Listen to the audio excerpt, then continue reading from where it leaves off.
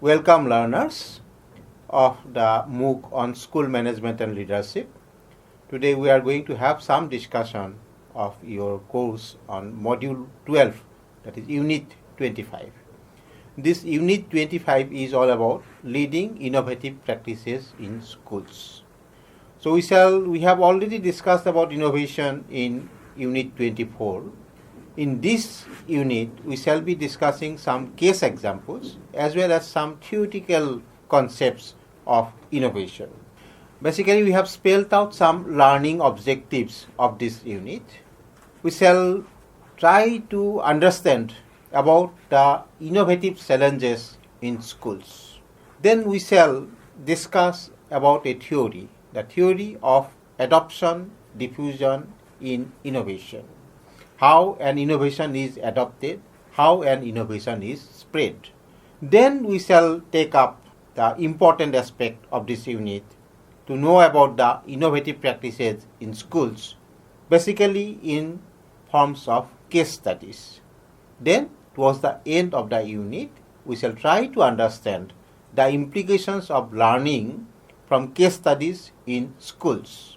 So, dear learners, with these few words, let us try to understand the unit.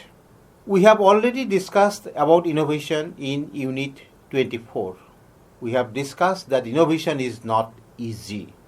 The teaching job that we do is also not an easy work.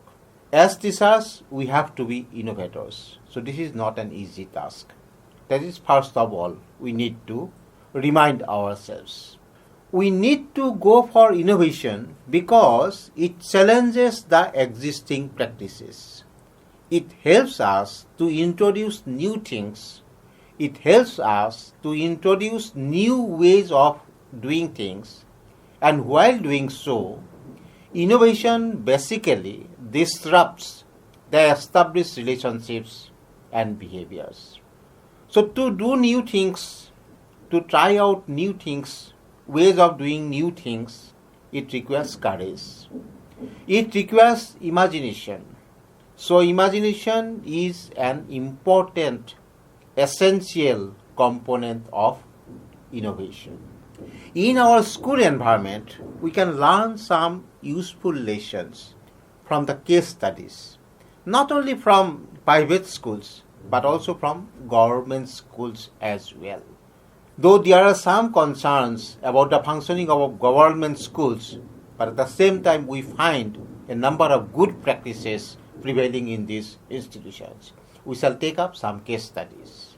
Because the ecosystem that these schools have, those pose tremendous challenges for turning it around and revitalization of the school system. But through innovation, it can be made possible. That's what we shall try to discuss. So we shall discuss leading innovative practices in schools. To that extent, we shall first discuss the innovative challenges. Then we shall discuss about the implications regarding how innovation can be spread. As we have discussed in Unit 24, the spread of innovation, if can be done meaningfully, the effect, the impact can be far-reaching. And to that extent, we need to understand the case studies, to understand the implications of innovative practices and their outcomes. Now, in order to promote an innovative culture in our schools, or could be any types of organization, some premises have to be reconsidered. Many times we go by a premise that innovation requires lots of resources. The resources will have to be available, then only innovation will be possible. Innovation initiatives are under-resourced in financial and human terms. We need more manpower, we need more fund, so we need more resources. So availability of resources has to be a precondition, but this needs to be reconsidered. Many times we shall come to know through the case studies also that without having much resources, innovation can be attempted. Another challenge about the organizational aspect. Many times we go for innovation and we lament that for innovative practices we do not have sufficient money to go for rewards, incentives, we do not have enough administrative experiences, our rewards and incentive systems do not fit with operational requirements of innovation. Dear friends, we shall come to the case studies that even in the absence of rewards, incentives, etc., the inner urge to do something new can create the difference. Then many times we lament about the organizational change. The organizational structure is very rigid. It is not facilitating to innovation like that. Organizational practices in terms of work groups, administrative boundaries, functional relationships, bureaucratic hassles, all these create problems in terms of executing innovation. Dear friends, with the help of the case studies, we shall also find out that even in the absence of the macro level forces also, innovations can take place. Now friends, let us discuss about the adoption diffusion in innovation. While leading innovation in schools, it will be worthwhile to have an understanding of the innovation diffusion theory. The diffusion of innovations, basically the spread of innovations. This theory describes the pattern and speed at which new ideas, practices or products spread through a population. So if an innovation is actualized, immediately everyone will not accept it. There will be a few who will accept it. They are known as early adopters. Then if they are satisfied, the others will try to use it. Then majority of the target audience will try to use it. That's how the innovation will spread. That's why, theoretically, a typical pattern found in large number of studies in different fields is an S-shaped curve. Showing the figure, this is the figure of S-shaped curve. Here on the horizontal axis we find time, and this vertical axis, y-axis, we find number or percentage of adopters. So to make an innovation, it requires planning. Innovation just doesn't happen abruptly, is not it? So it requires planning. So there is a time lag for planning. Now when the innovation is introduced, all the people will not use it. So there will be slow acceptance. There will be slow adoption. That's why the curve is initially at a lower. It's not going at very rapid growth. It's growing. Then it will reach the saturation level. Thereafter, it will start coming down. Then means the new kind of innovation is required. So this states that within this S-shaped curve, different categories of adopters can be identified. Innovators who facilitate the flow of new ideas into a system. Then there will be early adopters who adopts, and then they will spread the opinions, word of mouth, that it's good, it's working, I have tried it, it's really appreciable, the others also will try. Then early majority who adopts new ideas, because amongst us there are some people who always resist change. We do not want to change ourselves, we resist change. So when a new thing comes, many times we do not adopt it. It takes time. So early adopters, they are risk takers. They adopt it early. Then gradually it spreads. And then ultimately it will come to the late majority who are skeptical and cautious about risking their scarce resources. Then laggards. There will be a group of laggards who will never adopt innovation. They are basically conservative. They are basically cautious. So it's all there is nothing wrong with the type of persons, there is nothing wrong with that, but this is basically a pattern. So the basic learning from this adoption diffusion in innovation is that when you give an innovation, when you actualize an innovation, don't expect that everybody will jump into it. It takes time. It takes time. You will have to motivate the early adopters. If the early adopters are satisfied, if the innovation is good, automatically it will spread. And there will be acceptance, wide-scale acceptance. So how can we have this kind of acceptance? We need to be concerned about the factors that facilitate spread of innovation. First of all, as innovators, school teachers, school headmasters, principals, school leaders, we need to have the information, we need to have knowledge, we need to have exposure, we need to have experience, and above all, we need to have motivation within ourselves to do something new. That is condition.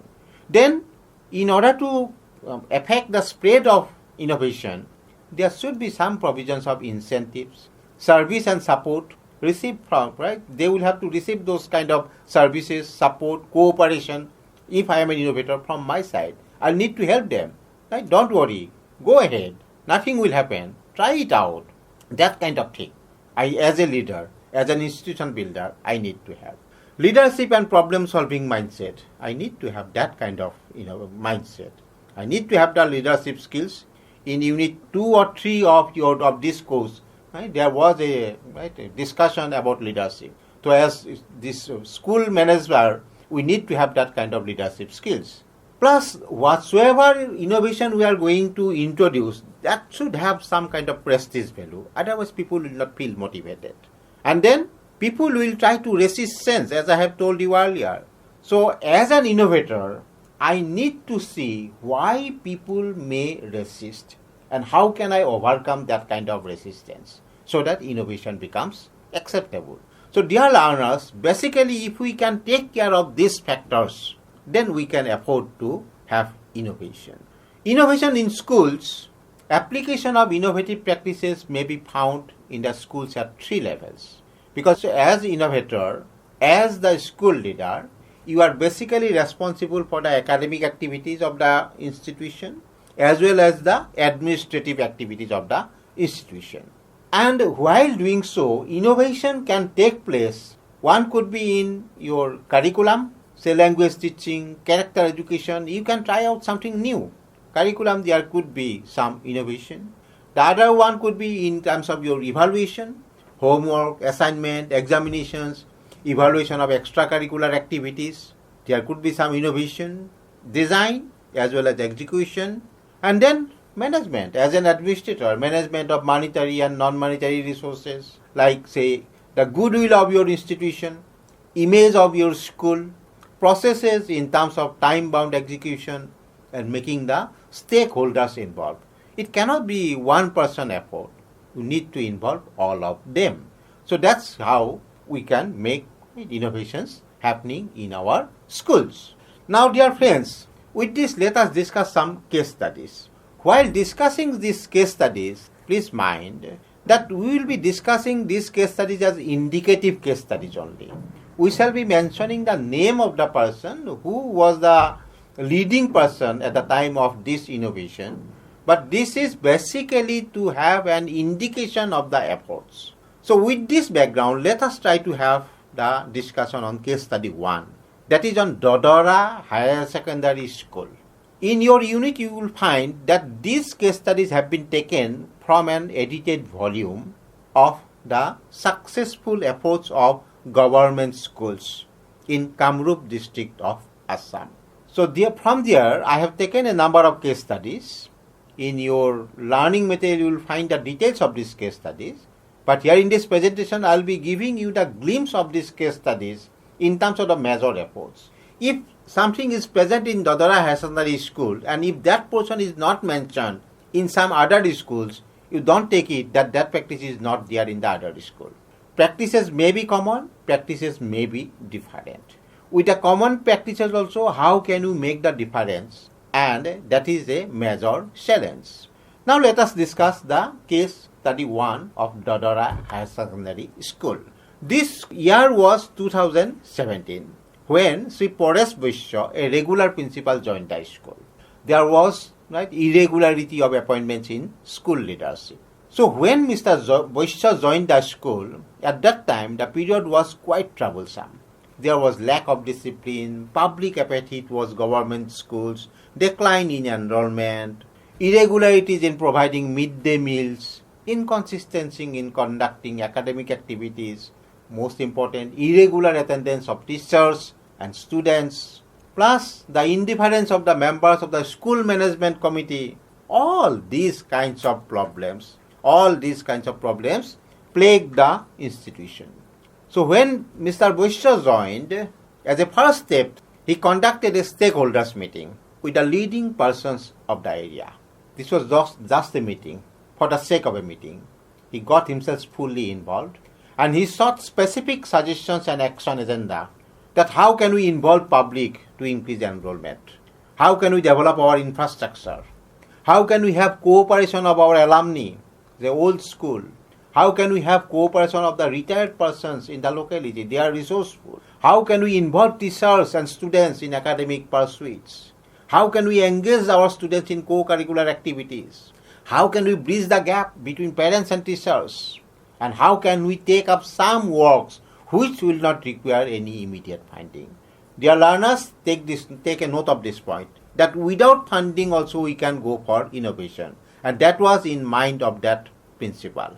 So, based on the stakeholders' feedback, with the involvement of the stakeholders, certain measures were taken, certain indicative measures. These indicative measures could be reflected in other case studies also, but here we are spending some time just to establish the background, to establish the platform. Zero tolerance to curb irregular attendance, both teachers and students. No more tolerance. You will be punished. Financial transparency. No misappropriation of fund, nothing like that. Everything is transparent. Taking up some works which do not require any financial involvement, as I have told you. Introduction of lesson plan system, unit tests in classrooms, continuous evaluation, grading and feedback from all concerned. The principal took the initiative of making phone calls to the teachers, to the parents, to the guardians, to the students, and moreover he made a call center kind of arrangement. It's not the techno-savvy call center, but the idea is that immediately after a class, the coordinator will make a call to the students who remained absent, that why were you absent? Basically to establish a communication with the dropouts. So they feel connected. Then they think about attending the sessions from the next day. Home assignments, discussion on the same in the classroom, plus there were some mobile units to see the cleanliness in school premises. Then holding classes during the breaks in high school leaving certificate examination and higher secondary final examinations. More or less the schools remained closed during these examinations. But in this school, they conducted classes. Suppose morning session there is an HSLC final exam, afternoon session the school is free. So afternoon the classes will be conducted. Then he encouraged every class to publish a handwritten magazine, field studies for environmental education, training for debating and recitation competition, so that the students can do well in outside competitions within the school as well as outside the school. Introduction of teacherless class with select students, the students who are good otherwise, they would be selected to teach in the lower classes. Involving teachers to evolve best practices and they are supposed to write reports on that. Holding a telephonic discussion every evening with select students and guardians for improvement of school functioning. Self-appraisal report of the teachers on their activities from time to time. So dear friends, as you will find, a number of measures have been taken. So results, the government of Assam, it doesn't happen automatically, it takes time. The government of Assam sues the school for showcasing the best practices in departmental exhibition in New Delhi. So that was a pride for the school. Received a grant of rupees 32 lakhs from Government of India. Now, not only that, received fund from corporate, Bharti Foundation, alumni members, public, government towards infrastructure development. Enrollment increased. Regular publishing of the school magazine. And then it became the first choice of district administration to showcase the institution to the central team visiting the district for its financial transparency and academic excellence. Consistently awarded A+ grade in Gunotsav, first school in Assam to have a website of its own. So dear learners, from this case study of Doora school, higher secondary school, we can find out that if we have an innovative mindset, then we can think about making things happen. Likewise, we shall be discussing some other case studies also, in which also all these kind of practices would be there more or less, but we shall take out some select portions of those case studies. This particular case study we have discussed just to discuss in details, just to establish the background for the participants so that they can also try out something new on their own. Let us take another case study. That is innovative approach of Hekra Higher Secondary School. So the leader was Dr. Ganeshwar Shohoria. Hekra Higher Secondary School, this is an old school, established as ME school in 1949. And this school started science teaching in rural area. And that section was started in 1982. teaching of science in rural area, that too for only a few students and not having a very high caliber, is a formidable challenge. But this school could retain a record. 100% pass out, and that helped in earning social credibility. The school had about 1,300 students, 700 of them about girls students, when the then academic supervisor took charge of the school in 2020. So certain activities were taken. Construction of boundary wall 700 feet with a financial assistance from the local market committee and Assam Scheduled Caste Development Corporation. Without fencing of the school premises, right, there is a issue of safety and security. Received some grant from Atal Tinkering Lab. Then use of low-cost self-made instruments for science teaching. This is very important. This is an example of innovation, that use of low-cost self-made instruments for science teaching. Training of NCC participants, making them job-ready, regular field visit to the students to Livestock Research Institute, and not only that, after the visit, how to write a report. That training is also given to the students. So, result, graded A in 2 successive Gunotsavs. Let's take another case study, Borwazani Bapuji Primary School. Devaki Nath was the lead innovator. The school was functioning quite well at the dawn of the new century with 4 teachers and about 120 students. More or less good picture. But after a decade or so, the school started facing all kinds of problems. For a number of academic and administrative issues, the enrollment came down to 50 from 120. And from the 4 teachers, ultimately it became 1 teacher school. Not having boundary wall of the school, that created problems in safety security. But rays of hope started emerging with the formation of a new school management committee. So dear participants, remember this point. Involving the stakeholders, it's our responsibility. Involving the school management committee, our responsibility. So the president of this school management committee took active interest.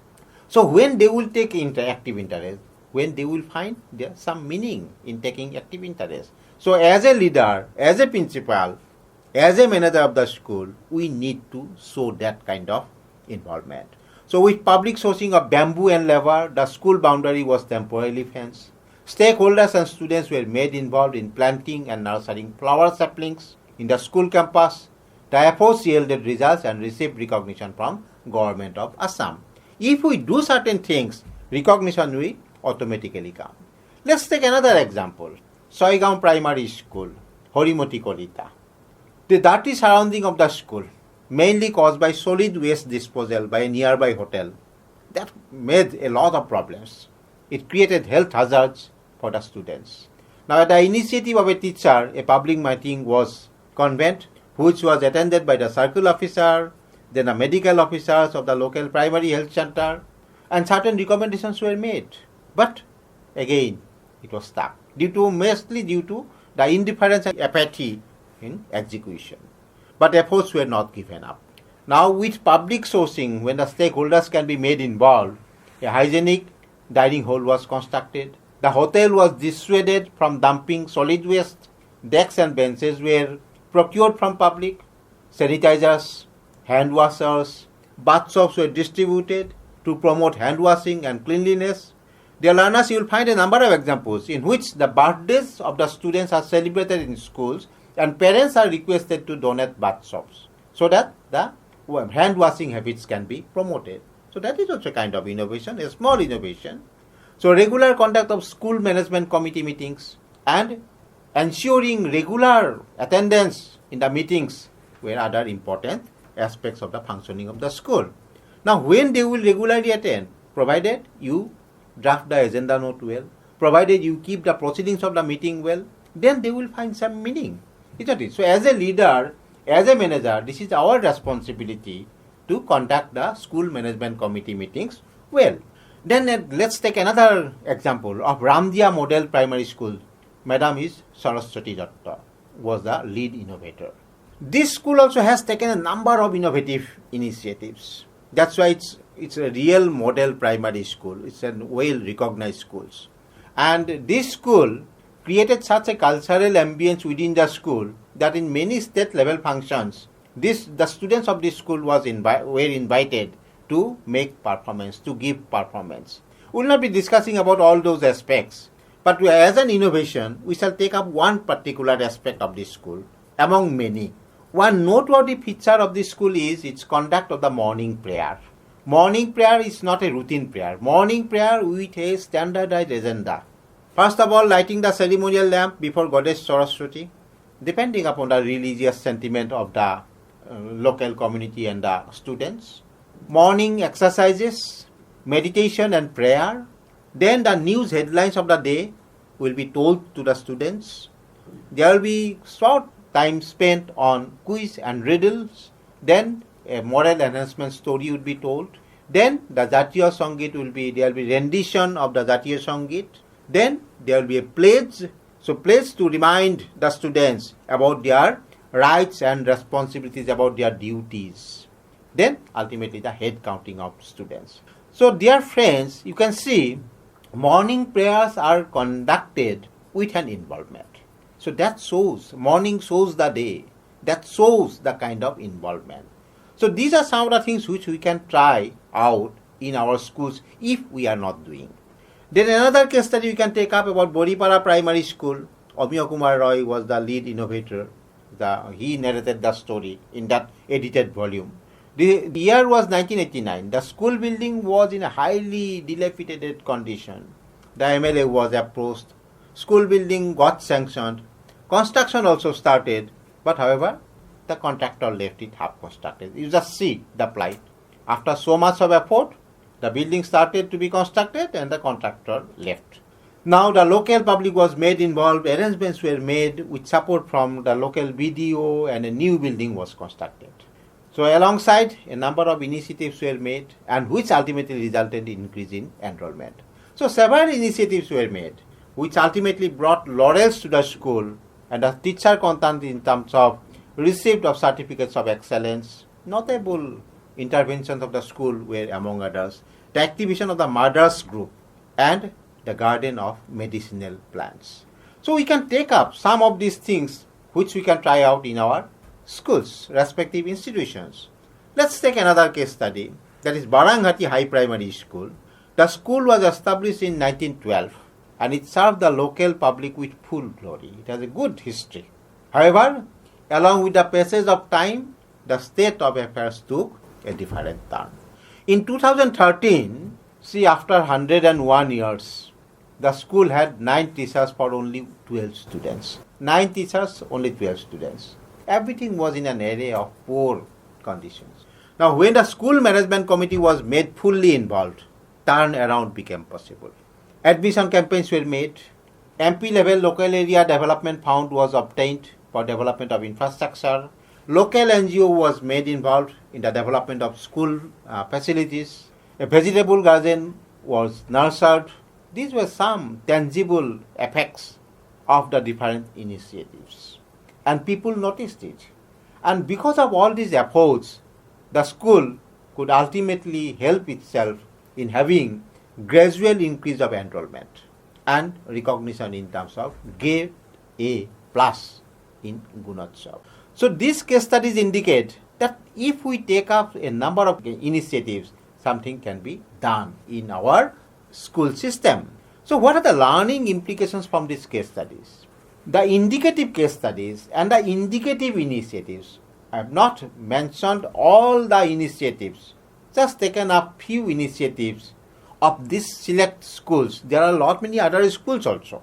But these indicative case studies and select practices that have been presented and from that edited volume of success stories of teachers and schools in Kamrup district of Assam are basically tried to help you out so that you can also think about making some innovations if not done already. Problems and constraints would always be there, as these case studies indicate. Some of them, as we may have observed, 9 teachers, 12 students, right? Irregular attendance of teachers, irregular attendance of students, boundary is not there, fencing is not there, lots of problems, constraints are likely to be there. But with the school involvement of the school management committee, general public and other stakeholders, solutions can be found. So that was the basic purpose of taking up these case studies, that innovations can take place.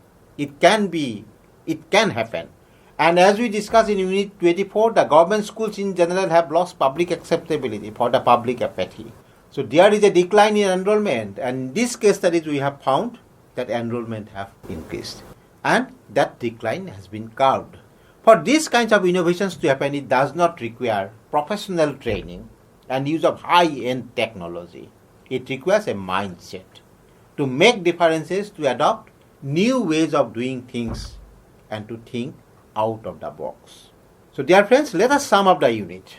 So in this unit, we have discussed the innovative challenges and the kinds of innovative practices that may be adopted in our schools. Innovative challenges mostly in academics and administration, in terms of pedagogy, in terms of, say, curriculum, and then the administrative practices. With the help of innovation diffusion model and the case studies, we have also learned that to have a wide spread of innovation, the efforts have to be genuine. It requires a mindset to embrace new ideas and to look for creative solutions. Problems and constraints would always be there. Every day we are likely to encounter a new set of problems and a new set of needs of our stakeholders. More importantly, the students.